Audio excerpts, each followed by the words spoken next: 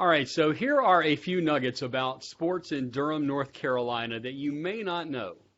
The Durham Bulls, first known as the Durham Tobacconists, they first played organized baseball in 1902.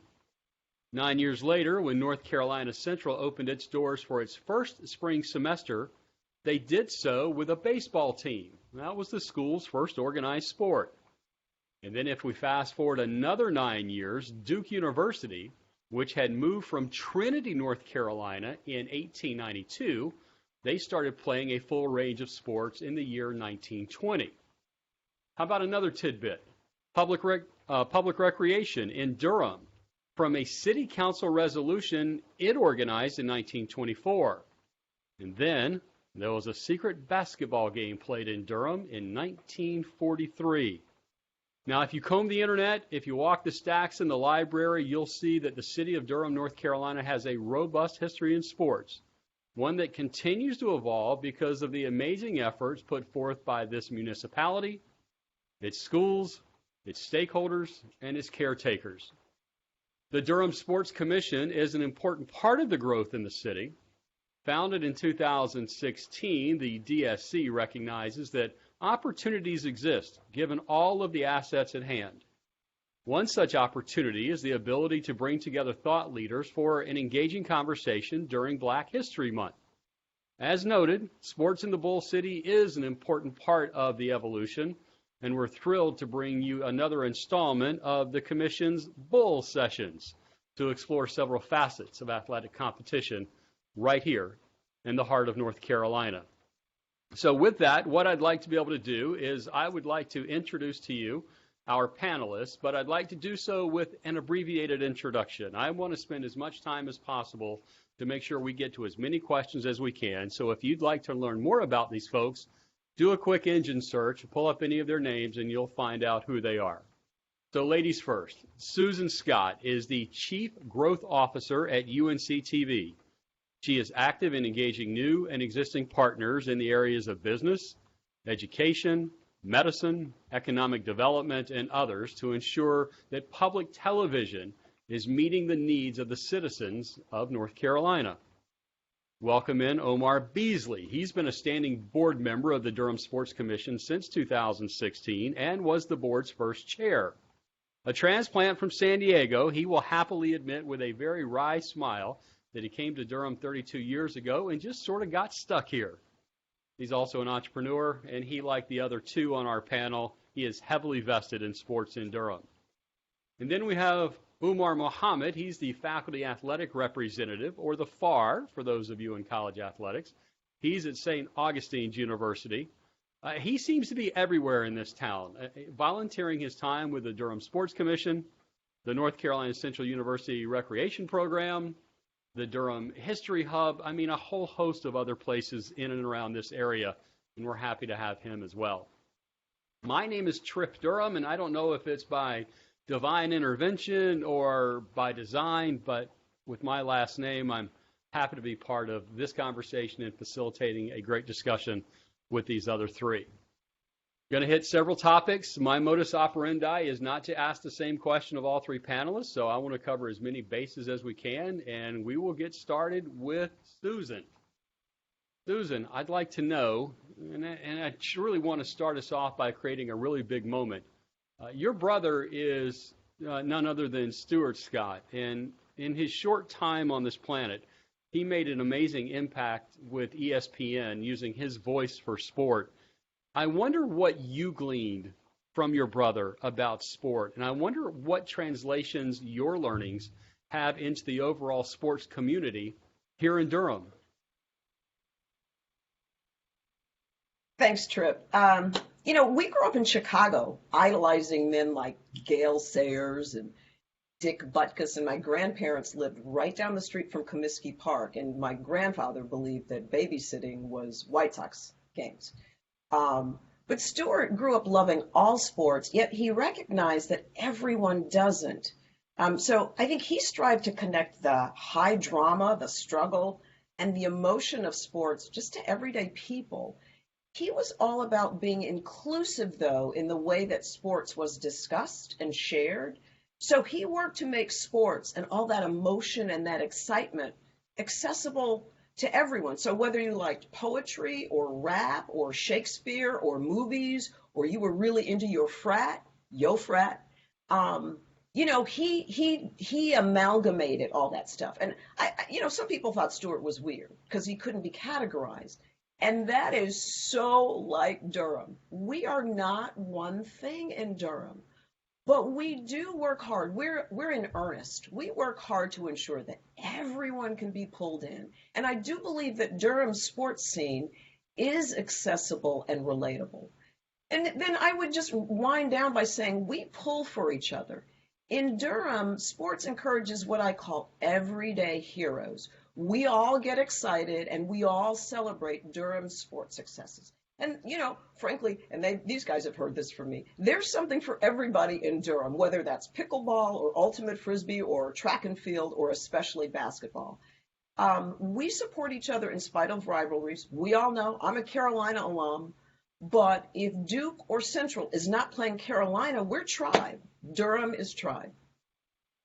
There's a whole lot to unpack there. And I guess the follow-up that I would have, how much does sports imitate life? How much does life imitate sports? If you talk about Stewart's ability to convey in so many different areas, there has to be a conveyance of how it is that one reflects the other.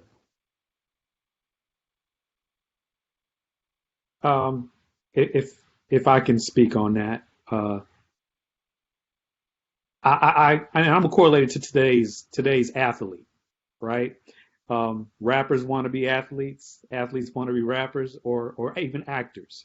So there's your correlation there. It's like everybody wants to be the big athlete. They want to have their moment on the wide screen, scoring the big touchdown, hitting the last bucket, and it's that that thrill of being the guy or the gal at that moment, which is relatable. And there's so much about access, too, that Susan spoke of during the open, and either for Omar or for Susan, when we think about access in Durham and the way that the town has evolved over the years, and Umar, for you as well to jump in, what is it about access in this town when it comes to life and sports and imitating one another? Where is it that people have the access and are benefited because of that access? Well, let me be just a tiny bit of a contrarian. I don't want to leave anyone with the impression that we do it perfectly, right? We can always improve. You're asking a question about access, and I can't wait to hear what Omar and or Umar have to say. But I want to be clear that part of access is a different question for another session. Are we doing a good job of ensuring that everyone is aware of what's available to them?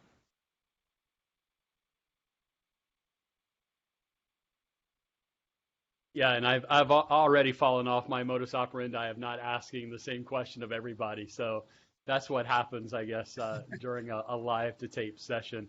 Umar, your thoughts as follow up to what Omar and Susan have offered?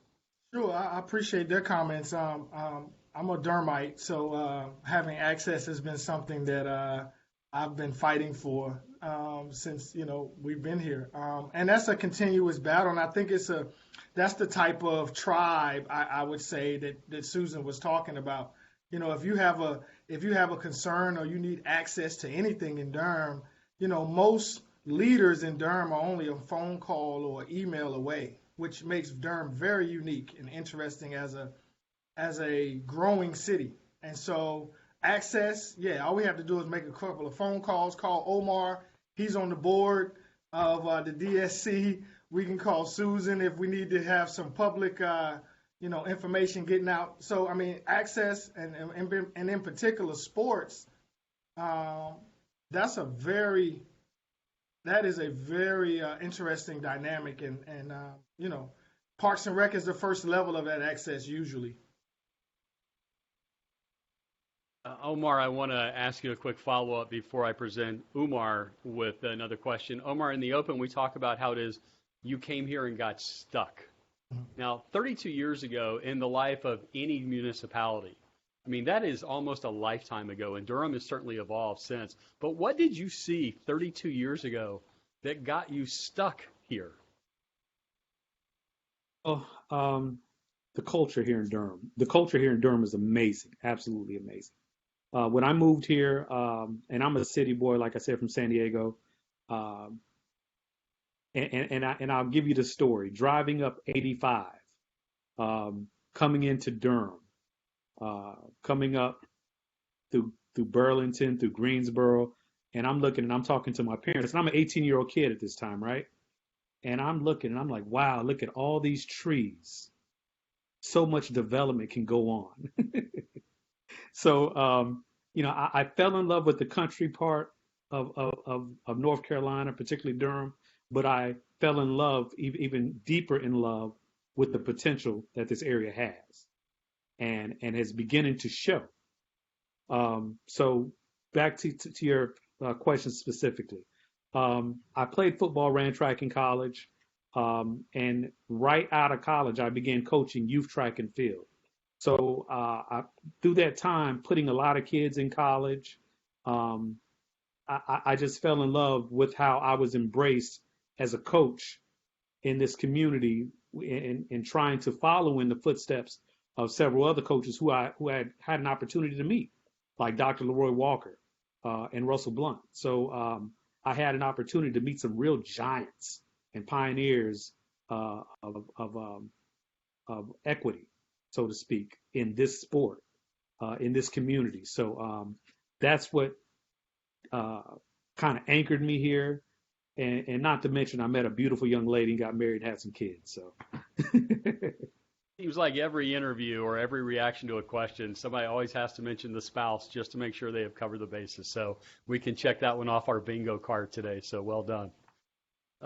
Umar is a faculty athletic representative. You obviously see the impact that coaches are making in the lives of students in Durham and the surrounding areas. But Umar, I wonder, with your experience, do you have a sense that these great coaches, whether it be a John McClendon, who was at North Carolina Central years ago, do you have a sense that these coaches know that they are contributing to the overall benefit of the community while here in Durham? Again, certainly they're making an impact on the lives of the individual. Do they think about the collective of this town? Thanks. That's a great question. I think so, and I'm going to speak from an anecdotal standpoint. I came back to Durham from NC State. And my first coaching job, I wanted to get into college coaching. My first coaching job was at NCCU and men's basketball. And so being in that role, we have young men that are, coming to Durham from other states, other cities. But also you see the impact of a coach, not only on his team, but on all those fans, all the parents, the families where that young person is coming from, and that community, because, it means a lot for a young person to go to college, participate in athletics, and then be able to go back home and say, yo, I'm a college athlete, right? And not only am I a college athlete, I am playing, or I'm on a team that is coached by so-and-so, right? And in Durham, we have some major coaches. So if a young person goes home and says, I've been coached by Russell Blunt in high school, or I've been coached by Leroy Walker, or I've been coached by John B. McClendon, or I've been coached by Carl Easterlin, or I've been coached by, you name it, right? That goes a long way for, a self-esteem. And so I do believe coaches know, and that's why they stay in it, right? Especially at the amateur and the high school level, these coaches are not getting paid millions of dollars. And even at HBCUs, right? So they're doing it because there's a passion, there's a love, there's a social impact, there's a societal impact, and they build our communities out. They build cohesion, they build cooperation. So much goes into being a coach. You have to work with your own self. You have to work with the personalities and the challenges of young people and their families, and understand what background they're coming from so that you can approach them and coach them up, right? And so, yes, I think coaches do understand it. I think more so today, especially our younger coaches coming in, there used to be a generational gap between older coaches and younger, but I think it's closing, and I think it's a great thing. It's a great thing. And part of the reason I asked that question, it plays a little bit off of Omar's comment of if you have a need, you can call anybody, right? There's this special resource that is in Durham. And part of the reason I asked that question is that I would hope you would agree that we've got coaches in the area that are working on behalf of the student athlete or the athletes themselves. Yeah. They are working on behalf of the town. And in time, that sense of spirit of building sport oozes into, right, the lives of the people that come into Durham to have their events. Again, agreed? There's an acculturation process, right? And Durham has to magnify that because there is an identity. Although we can serve diverse populations of people, we have the ability to look out for everybody. There is a cultural identity or a sports identity, and that is toughness, right? That is we're winners, we're champions, right? We're the city of champions, and so we're going to do what's necessary to make that happen. And we want all those who come visit and all those implants. We want them to have the same ethos. We want them to have the same ethos that that has been built over time in this city, from Black Wall Street and the work that has been done there, the grittiness of tobacco, being really grinding out here, and Durham being a centerpiece for that on the East Coast at the minimum. But also we want people to feel like you can make this home. However, Durham has its own ethos, and we want you to be a part of it. It's activism, it's encouragement, it's togetherness, and we're going to fight for what's equitable for everybody, right? And so those are things that sports allows us to build that spirit into new people and young people growing up here. I'm interested, Susan or Omar. Umar speaks of toughness. Your thoughts as to the character when it comes to the toughness of this town? Toughness in a very positive light, obviously. Yeah, I really related to the use of the term grit, the grittiness, and what I loved that Umar did is the way that he associated what was the economic driver, right? Tobacco. Tobacco is a dirty, dirty business. I mean that in the best possible way, but that's an honest day's work. Whether you're farming it, whether you're curing it. I happen to live in a renovated tobacco factory, so I know of what I speak. I think what I hear you asking is, in addition to what does the grittiness get us? What does it really translate to? So, and I love the concept of that. I think because it could be huge, right? I could talk about, but I think I'm going to narrow it into a discussion really of sports, right? When we take that grittiness, what does that grittiness get us in Durham? Well, I think we've all said that sports by its nature promotes inclusivity. But what that grittiness gets us, where we start learning it, now that we're not all farming tobacco, is when we're out playing as little kids, you see this group of kids. I got the tall girl, I got the fast boy, right? So we grow up and we develop this awareness of pulling others in. And because we so often socialize around sports, I believe that grittiness, that intangibility, we don't look at kids and say, he's gritty, but we don't think of ourselves as gritty. But I think what that grit gets us is, first, when you come together, you start to work to reduce antisocial behavior.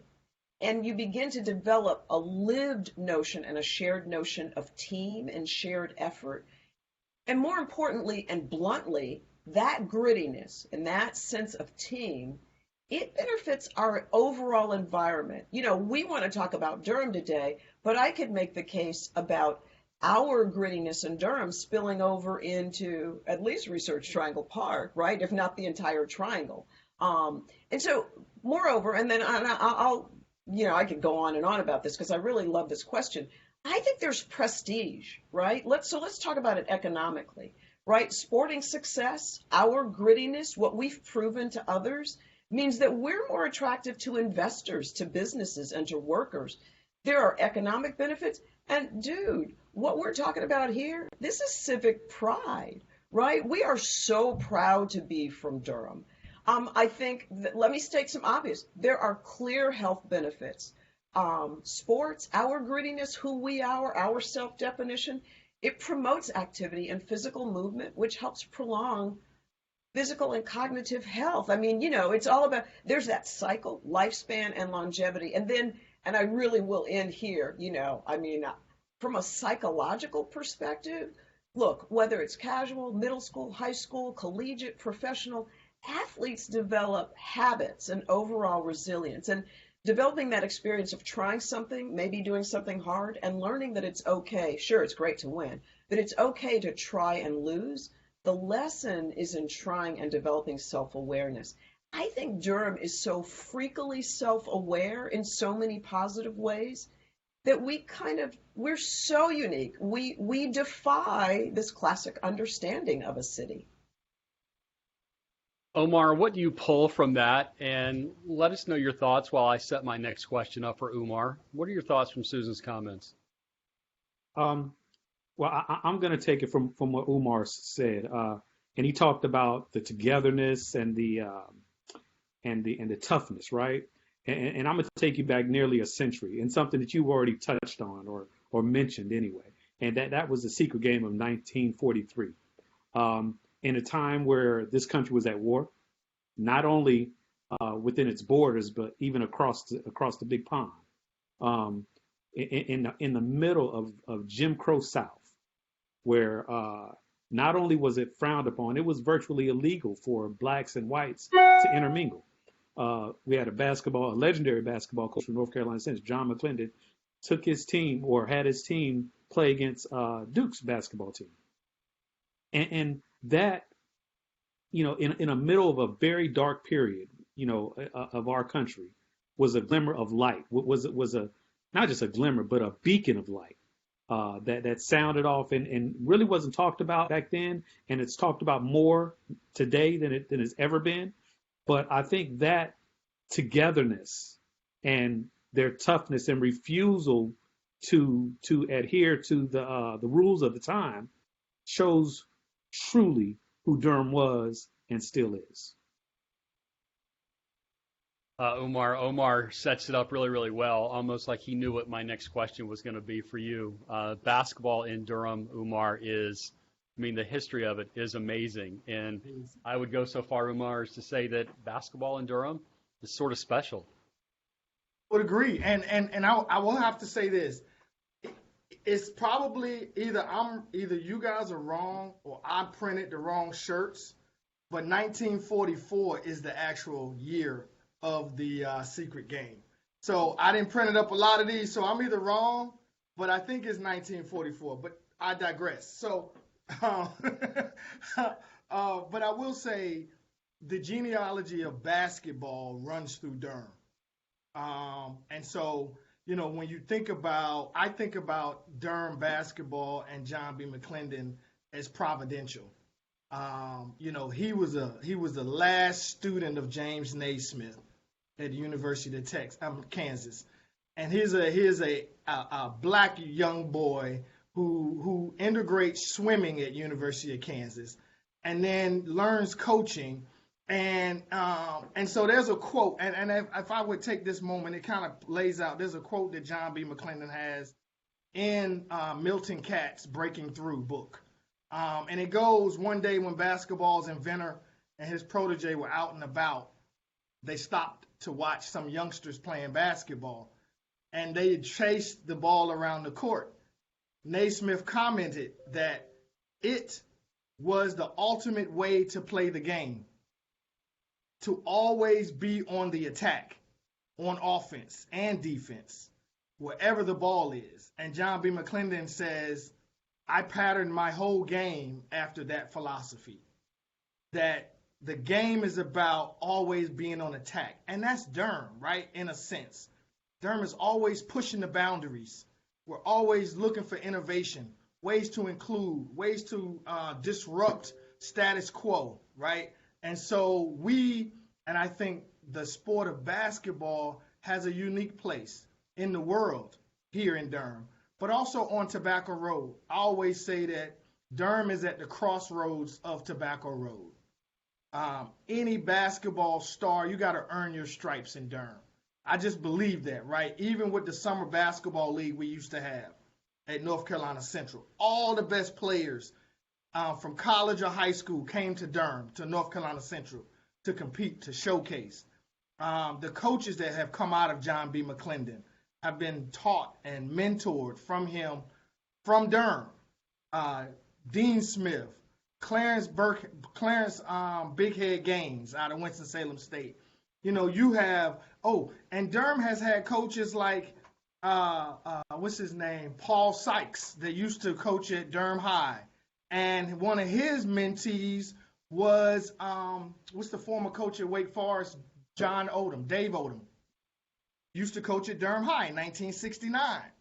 So when we talk about Durham basketball, but we also talk about the coaches, right? And we started with that. But the coaches have made this community, have taken this game and instilled certain values and principles for our up-and-coming coaches, but also our up-and-coming athletes, that if we tap into that, we can provide the type of culture, continually to build a type of culture that is innovative, that is gritty, right? That is tough, right? That pushes through difficulty, and one that is inclusive at the end of the day.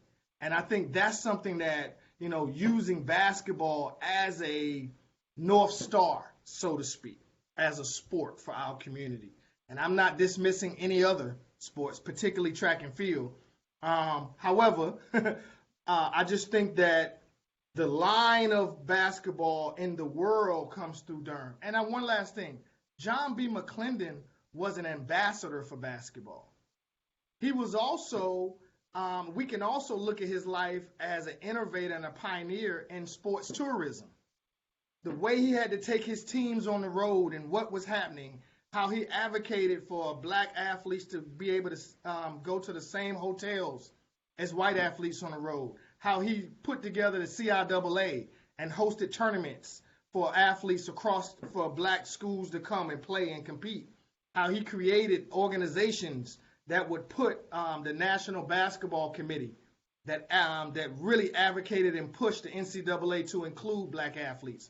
So what this man has done, what he's brought to Durham, but he got that from Durham, right? I don't think he came with it.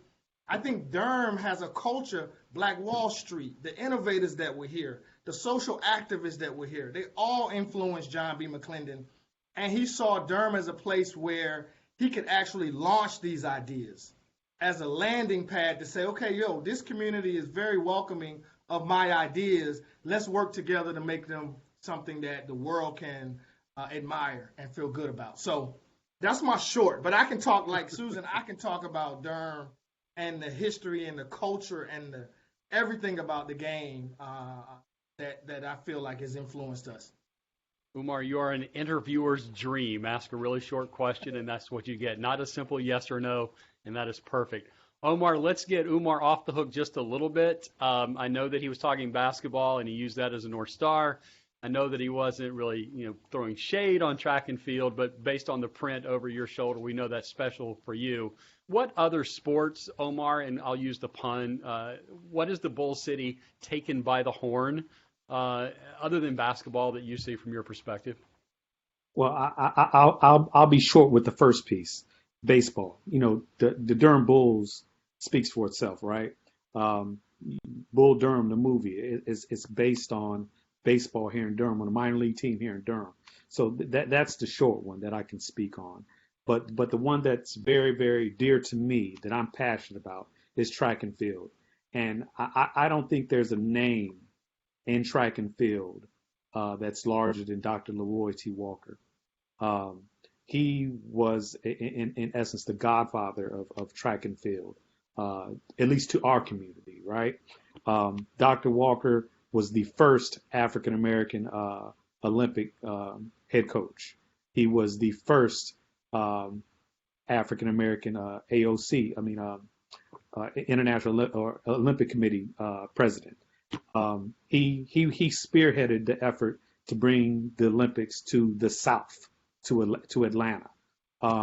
He coached numerous All-Americans at North Carolina Central. And you talk about the coaching tree that he had. There's several names. Charles Foster, who's gone on to be with the Lord, but he's another coaching giant that was under Coach Walker. Norm Tate, Larry Black. I mean, the Olympians that he coached are just it's amazing.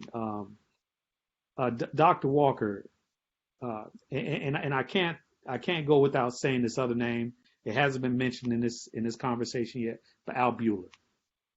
Al Buehler has done so much with Dr. Walker, bringing championship level competitions to this area. The USA versus USSR meet, the Olympic festival that was brought here by Dr. Walker and Al Buehler. And Al Buehler was an Olympic manager, U.S. Olympic team manager for several teams. So I know you're passionate about basketball, but track and field, the two names that I mentioned, and then we can jump over to the next county, in Wake County, and I say he's one of ours because I believe he comes from this coaching tree as well. Coach George Pup Williams. Those three. I don't think you can go in any 30-mile radius and find three bigger names in any sport. Than those three. The national championships, and I'm talking about collegiate, the All-Americans, the Olympic teams, the coaches underneath their tree. Those three are they're the Mount Rushmore of track and field to me. Susan, I wonder, and I was crafting this question over the last couple of days. I referenced at the top of the show that in 1924, the Recreation Department was created by a motion from City Council. And from 1924 until this recording here in 2021, from your seat, Susan, what is the impact of sports on a young person's life? And how is that impact felt on the adults in the community? It's almost sort of a managing up of feeling and emotion. How is that conveyance? What are the effects? What are the benefits? A lot to unpack there, I know. Yeah, Trip, I think you're right. I think it's definitely two-way. And for a lot of the reasons that I mentioned earlier, I think we can all accept that sports helps kids absorb life lessons. And sports can provide them with a framework for grasping how individuals with different strengths make and enhance a team, how to share a struggle. And so for youth, sports helps develop healthy bodies and minds. As for how children playing sports impacts the adult community, let me really personalize it. Here's an example that I lived and that maybe all of you or your friends have lived. So I have to admit that I didn't watch every Frisbee throw or soccer kick that my daughter made. Like, don't tell her. Because sometimes what I thought was, wow, okay, I can run around this track to get my exercise. So as a parent, I think that the way youth sports can influence adults is it can help keep you aware of your own fitness, right? Especially if you're a non-coach. I did that one season, that wasn't for me. But I want to acknowledge non-parents, right? I think it can be as vague as, guys, when you're driving down the street and you see children playing and you have that muscle emotion memory of the joy of play and sweat, that sometimes can be just the little inspiration some adults use to motivate them to join a team.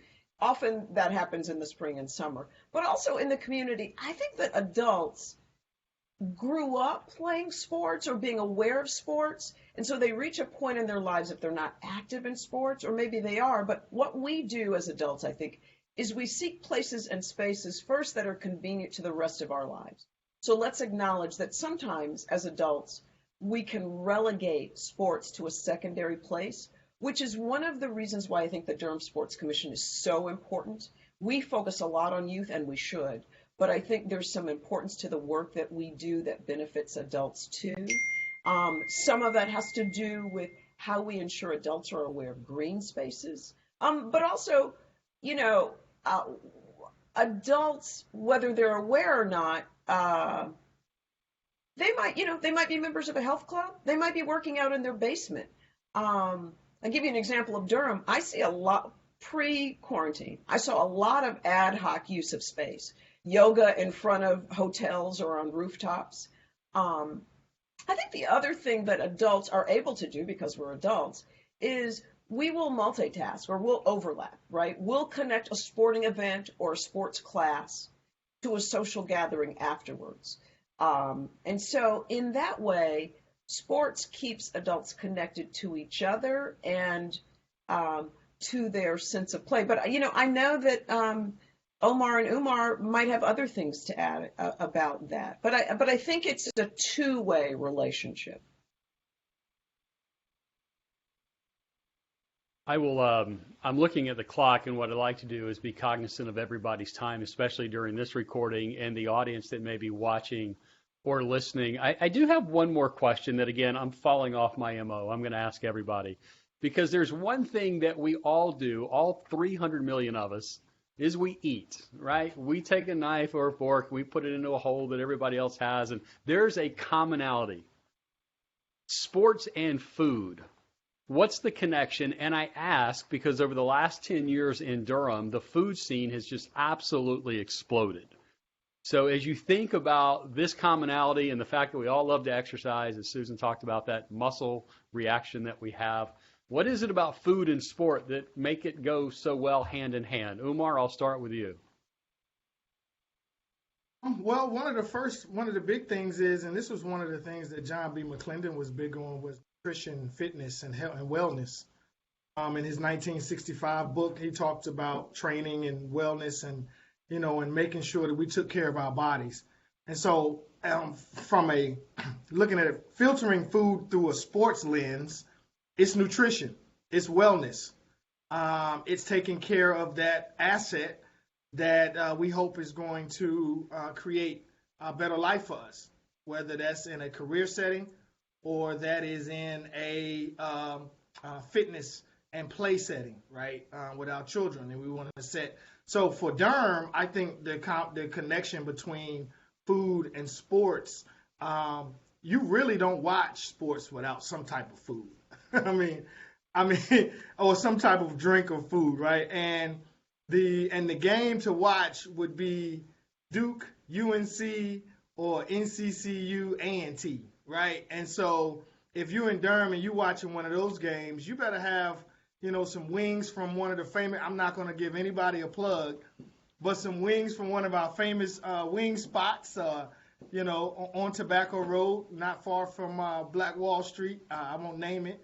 But there are other opportunities, right? And so we want to, you know, and then the opportunity that, and the situation where food providers or chefs or caterers in this town are doing a great job engaging our community with diversity of foods, right? You can order foods to your Super Bowl party, or you can order, you know, and right here in Durham, and it's not just you ordering pizza from Pizza Hut, right? You can order some exquisite, you know, put together. I'm not a foodie. However, I know some.